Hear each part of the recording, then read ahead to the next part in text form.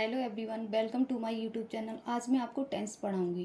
Tense grammar का बहुत बड़ा पार्ट्स है और जिसने भी टेंस सीख लिया, मान लीजिए आपने आधी ग्रामर सीख ली, तो मैं आपको बताऊंगी टेंस होता क्या है, क्या होता है और कैसे पढ़ना है। ये सब मैं आज आपको बताती हूँ।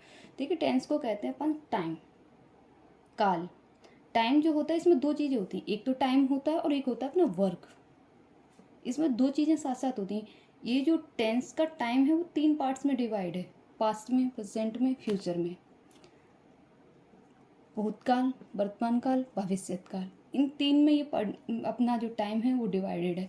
इन तीन, जो पास्ट, प्रेजेंट, फ्यूचर, ये जो टाइमिंग है ये चार चार पार्ट्स में डिवाइड है। पास्ट चार पार्ट्स में डिवाइड है, प्रेजेंट चार पार्ट्स में डिवाइड है, फ्यूचर चार पार्ट्स में डिवाइड है। इनके जो भाग हैं यानी जो काम हैं, indefinite, continuous, perfect, perfect continuous. कोई भी काम अपन करते हैं इंडेफिनिट में, कंटिन्यूअस में है, जारी है, परफेक्ट में है, पूरा हो चुका है, परफेक्ट कंटिन्यूअस में है, चल रहा है टाइमिंग के साथ। अब जो है, अब मैं इसमें आपको बताऊंगी कि इनकी जो present, past, future, present indefinite, present continuous, present perfect, present perfect continuous. ऐसे यहाँ पे आएंगे past indefinite, past continuous, past perfect, past perfect continuous, and future indefinite, future continuous, future perfect continuous. ये हैं इनके भाग। अब आती है इनकी हेल्पिंग वर्ब। देखिए, प्रेजेंट में हेल्पिंग वर्ब है do, does, is, am, are, has, have. Past में हेल्पिंग वर्ब होती है इनकी डिड, वॉज, वर, हैड। और फ्यूचर में बिल और सेल। बाकी जो है वो आगे बताऊंगी।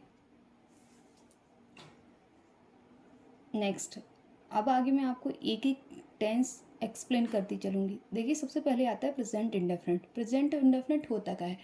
डेफिनिट तो सुना सुना लगता है, लेकिन इनडेफिनिट कोई भी वर्क जो अनिश्चित है।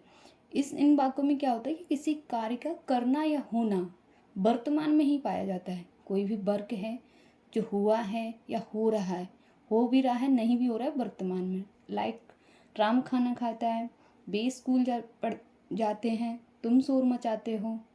और इसमें हैबिचुअल एक्शंस दर्शाई जाती हैं। जैसे सूरज पूर्व में निकलता है, पृथ्वी सूर्य के चक्कर लगाती है, मैं डेली स्कूल जाता हूँ। आदत जो होती हैं वो भी इस पर दर्शाई जाती हैं। अब इसकी पहचान क्या है? देखिए, पहचान जैसे जिन हिंदी वाक्यों के अंत में ता है, ती है, ते हैं, ये वर्ड आते हैं हिंदी में, तो ये प्रेजेंट इंडेफिनिट है, अपन पहचान लेंगे। लेकिन रटना नहीं है, ये रटना नहीं है। इसमें सिर्फ ये देखना है कि आदतें प्रेजेंट की जाती हैं, हमारी हैबिचुअलिटी प्रेजेंट की जाती है, इसको रटना नहीं है। इसमें क्या है? बनाने के नियम। देखिए, सिंगुलर सब्जेक्ट होता है ही, सी, इट, या किसी का नाम, किसी का भी नाम हो सकता है। उसके साथ वर्ब की फर्स्ट फॉर्म में ऐसे यस लगाते हैं। प्लूरल सब्जेक्ट यू, बी, दे के साथ वर्ब की फर्स्ट फॉर्म में ऐसे यस नहीं लगाते। अब इसमें है आगे फर्स्ट पर्सन। फर्स्ट पर्सन होता है आई और we, second person you, third person he, she, it या नीम। आई और बी वो होता है जो बात करता है, यानी कि मैं या हम। यू जो होता है जिससे बात की जाती है, और third person he, she, it जिसके बारे में बात की जाती है, जिसके बारे में बात की जाती है, ये होते हैं अपन, ये हैं हमारे पर्सन्स। अब मैं आपको इनके पार्ट्स बताती हूँ। देखिए, प्रेजेंट इंडेफिनिट हो या कोई भी पार्ट्स हो, वो तीन पार्ट्स में डिवाइड होता है। Affirmative sentence, negative sentence, interrogative sentence.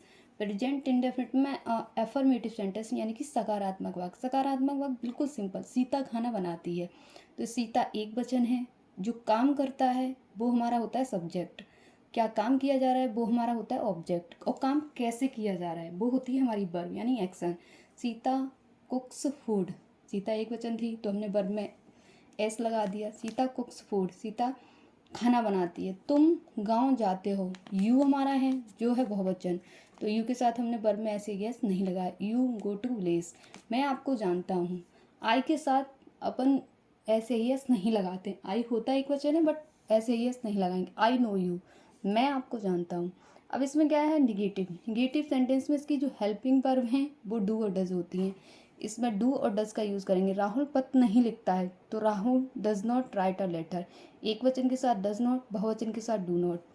हम पतंग नहीं उड़ाते हैं, we do not fly the kite. मैं कविता याद नहीं करता हूँ, तो I do not learn a poem. अब आता है इंटेरोगेटिव सेंटेंस। इंटेरोगेटिव में देखिए, पहले है क्या शब्द वाक्य के शुरू में आने पर। जब क्या शब्द वाक्य के शुरू में आता है तो अपन को हेल्पिंग वर्ब सब्जेक्ट के अकॉर्डिंग आगे रखनी होती है। डू और डज को अपन सब्जेक्ट के हिसाब से आगे रखेंगे। पहला सेंटेंस है, इसमें क्या हुआ, खाना बनाती है, तो वह एक वचन है, सिंगुलर सब्जेक्ट है, उसके लिए हमने डज आगे रखा। Does she cook food. Next है, तुम नदी में क्यों कूदते हो, तो why do you jump into the river. हम पत्र क्यों नहीं पढ़ते हैं, तो why do we not read a letter. ये अपन ने सीखा आज। मैं आशा करती हूँ कि आपको ये अच्छे से समझ में आया होगा। Thank you so much.